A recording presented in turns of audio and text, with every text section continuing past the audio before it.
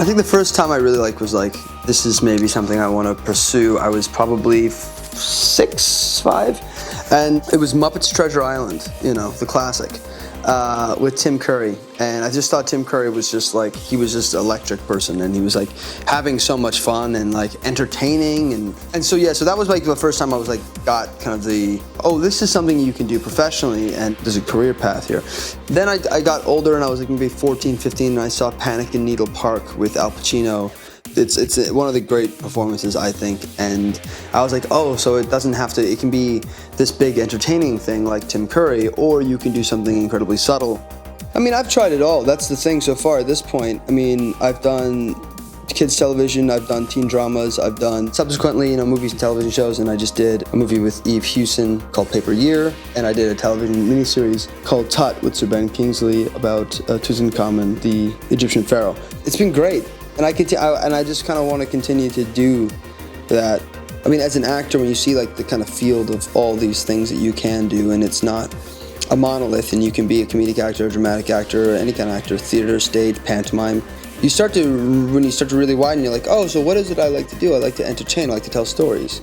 And part of that is then you start thinking about writing and directing and production. I've kind of seen directing kind of take a larger role in my life as far as what I want to do, writing and directing.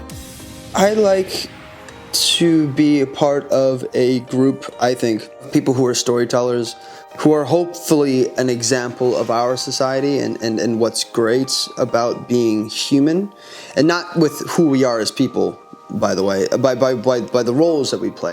At its best, what we're capable of doing is transforming ourselves so that people can be transported to a different place. And then also, I just like entertainment. I think that there's this kind of very heady, like, you know, this is what an actor is, and this is what, you know, this is what being an artist is, but then at the same time, I also like things that are fun.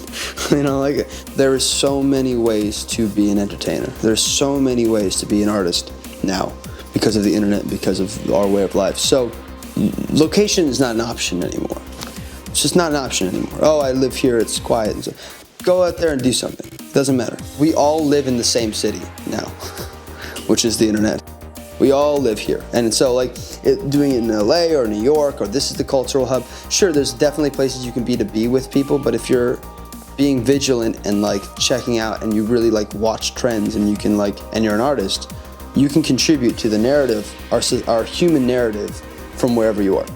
I am the most competitive person in the world, but my only competition is myself.